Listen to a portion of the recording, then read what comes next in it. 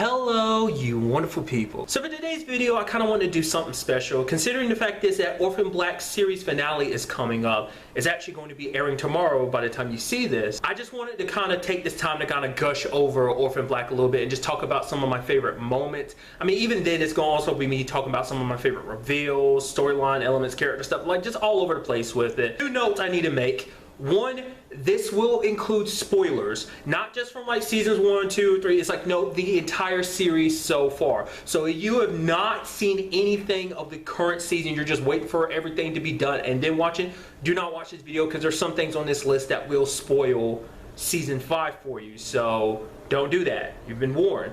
And the second thing to note is that these are not in any particular order. They're just listing them off as they are on my list. I think easily the first thing to talk about when it comes to this show as like kind of the best moments is I think it's episode 3 of the first season when you get revealed what this is all about, that you get introduced to the other clones. It's where Sarah meets Alison and Cosima and finds out, oh, we're all genetic clones. That moment was like, wait, what? This is about clones? Because I've talked about this in different formats, but the fact of the matter is that was my first introduction to what the show was about. I went into it not knowing anything about, I've seen like little bits here and there like teasing this show, but never really diving too deeply into what it was about. I mean, what I love so much about the clone aspect of the show, it helps separate the show from any other show in this regard, not only just because of this, oh, how cool it is from a science fictional level, like, oh man, it's about clones, but also like the care that it comes from like the writers as well as the performances by Tatiana Maslany is like separating who the clones are. Yes, you're genetically the same, but personality wise you're very different. You have someone like Sarah who's very rough and tumble. You have Alison who's a very like super uptight soccer mom, and you have Cosima, the like pothead scientist. It's like, I mean, I wouldn't go as far as calling her a biot. She loves to smoke weed. They're all very distinct and different, and I just think that's obviously one of the show's biggest selling points. Another favorite moment of mine has to be Evies' betrayal, because I love that whole situation, because you have the situation of Susan being like, okay, give me some of Kendall's genes and we'll save the leaders, but we won't the casters, because, you know, Sarah was like, we can't have the casters around because of their whole virus thing and that could be weaponized and everything.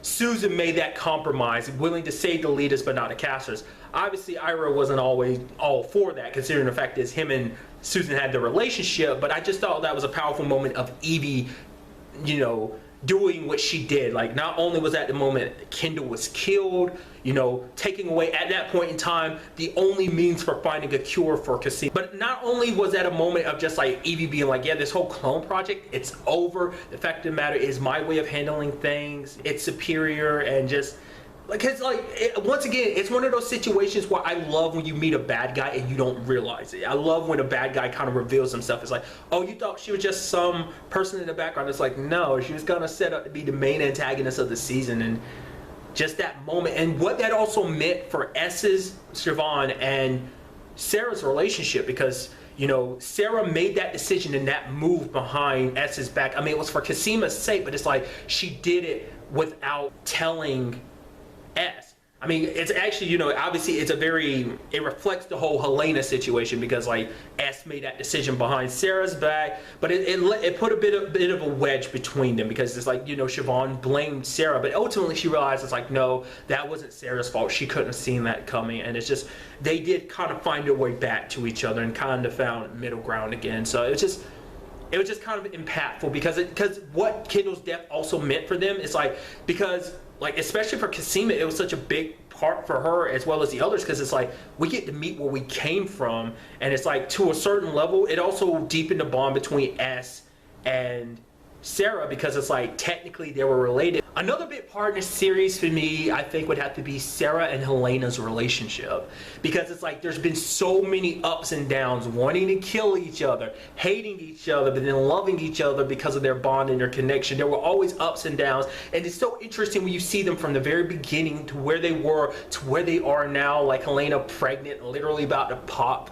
her twins out. It's such a beautiful moment, and like I talked about in the review I did of episode 9 of this season, of like how like beautiful the whole thing is when you think about it. The twin sisters are there, and Sarah's there with Helene as she's given birth to another set of twins, and just how, I guess serendipitous would be the best word I can think of at the time to really kind of describe that. Because even more so when you think about the fact is, from the very beginning, the moment they locked eyes, Helene was like, you know, at that point, Helene had already killed a lot of clones, but it was like something about Sarah from the very beginning. She felt that connection, and it took a while, but eventually Sarah felt it too. And it's just like, out of any of the leaders, I love like their relationship the best, just because of how it's developed. Like obviously she's always been at odds with some of the others, like, you know, Alison and Kasim, and definitely Rachel, but it's a situation of like, there's something special about that relationship, them being even more related than the others. I just thought that's kind of a bond only they have amongst the leaders, so it makes it special.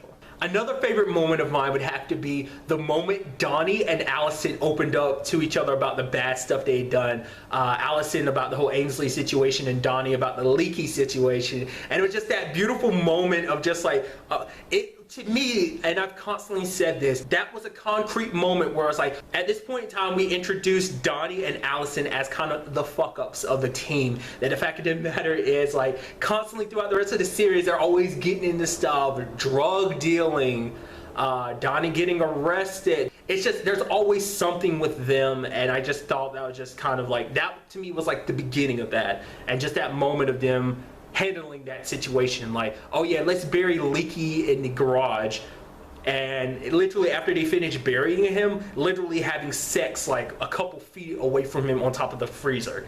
Yeah, easily, I have said this also too, Donnie and Alison are probably my favorite couple in the show, just because they are the mess ups, because they just of how like crazy their stories are. It's never like, their stories end up like obviously coincide with the main plot line a lot of times, but at the same time it's like they got their own stuff to deal with, but at the same time that stuff, when they're like doing their own thing, like for example selling drugs, it ends up interfering with the main plot line when things kind of go full circle and come back and bites them in the ass essentially. Probably another, and this, you know, I'm using an example of something a lot more recent, it's a situation in season 5 where we have Rachel literally cutting her eye out. It's, as someone who can't handle eye stuff, that was both like amazing yet horrifying at the same time. I feel so bad for Rachel. It's like always something's happening to her eye. At least in this particular situation, she did it herself, because that moment personified everything Rachel was feeling at that moment. Because Rachel, in this season, she felt on top of the world. She found her purpose. She felt important again. She felt like, oh, this is what I'm made for. It's like P.T. Westmoreland, but then she kind of felt like found out it was all a lie. She thought she had gained her freedom. She, you know, because she'd always thought of herself as special, but in this moment, in this episode, it all came crashing down.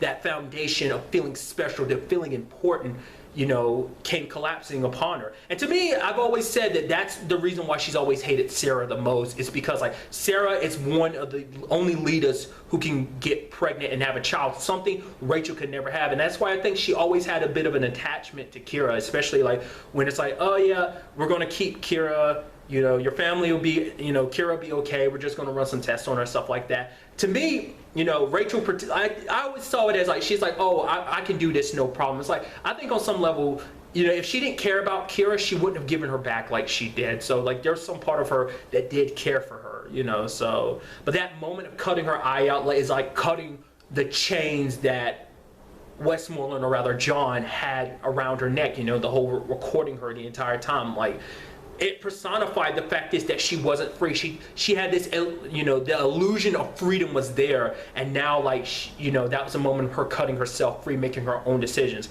Obviously, even before that, you know, she covered her eye with the eye patch and helped Sarah get Kira back. So my next thing is not necessarily, I guess you could call it moments. It's just the character Crystal. Everyone's got to love Crystal. For the fact of the matter is, she's such an airhead, yet she somehow manages to figure everything out before everyone else does. The fact is, she gets things a little bit wrong. She's thinking like, oh, this has something to do with cosmetics, but it's like, oh yeah, she's like totally not believing the whole like, oh, human cloning thing, because it's like, there's no way you know, that whole conversation between her and Sarah being like, there's no way we look alike. I mean, we're totally different. Like, I'm so much prettier than you. And it just the fact is that she always just happened to stumble, and that's literally conversations. Even Sarah's like, how the hell does Crystal keep figuring shit out? How did she do this? That's just why Crystal easily found a way in my heart, just because of her approach and just her way of just stumbling across things. This is another moment from this current season. It's actually from, by the time you're watching this, the week before last. It's episode 8. It was basically the art show, and I loved Felix's art show, not only just because it was just a beautiful thing, you know. I'm not much of an art person. Art is a lot of abstract thought and just like, oh, making your own interpretations about something. But it was such a beautiful show of what it represented. Obviously using Sarah, well, the Litas, to represent the different, like, it's like, oh, look at these dual sides of my sisters. Like, oh, here's this side of her, which is actually Alison, and this side of her, which is actually Cosima, and this side, it's my sister. So I just love that aspect, but also the final aspect of it being like, hey, the whole bringing the conversation of nature versus nurture. Because the fact of the matter is, S took in orphans, him and Sarah, and the fact of the matter is, that's a bit of nature, because who's to say where they would have been or who they would have been if it wasn't S who brought them in. And obviously he's got his biological sister Adele in his life, and it's just like the beautifulness that is his family, and they're lucky to be who they are, that nature, and nurture combined together to, I mean, because of nurture they ended up being who they are, and they had this family. It was just kind of a, I don't know, it was such a beautiful moment, and it just encapsulated, so much of the series in that one moment. Kind of along those same lines is we have the next powerful moment that literally took place after the art show, and that is S's death. The fact is that, it's nearing the end of the series. It's literally episode 8, 2 episodes left, and they kill off, Sarah and Felix's mom. She's been their rock their entire lives. Yes, there's been ups and downs between them, but it's like, those are her little chickens, and like, she's essentially their mama bird. And it's just, the fact of the matter is, Siobhan had planned everything out. She wrote a letter, she had gun stashed it, because she had a feeling like the Ferdinand situation was going to end the way it did, that she knew there was a good chance she wasn't coming out of this. But to protect the people that she loved, she was willing to do anything. Kind of along the same lines of Delphine, working with Ferdinand and Rachel, work with the devils to protect the people you love. So easily like a very soul-crushing moment, because especially because that's how the episode ended, was with her sacrifice. And there's like that part of me, I said it at the time when I was talking through the episode, I knew she was gone, but there was that part of me that was hoping maybe the next episode she could be okay. Turned out not to be the case, sadly. So easily makes her way into the spot of just like doing what she's done, not even just then, but everything she's ever done throughout the course of this series. Like, yes, S has had her secrets and stuff like that, but she has done nothing but trying to protect. S has just done so much for a lot of people. That's the last thing on my list. There's so much more I could have talked about. My question to you guys is, let me know some of your favorite moments from Orphan Black. You can discuss some of the stuff I brought up. You can discuss stuff like, oh my god, Michael, you idiot, how do you forget about this? You should have said this, and this. So let me know your thoughts about just Orphan Black in general. I wish the best to everyone associated from the show. Everyone associated with the show, from the actors, the writers, the creators, everyone that works behind the scenes. Just everyone. I wish them the best of luck in their future endeavors. And so I guess that's it. I'll be seeing you guys when I watch the series finale and kind of tell you my thoughts about it. I'll probably kind of reiterate more of this in that too, but I felt like also putting this here as well. So, but really, that's all I want to talk about. So the next time we meet, be happy, be safe, live life to the fullest, and enjoy it. Good day and goodbye.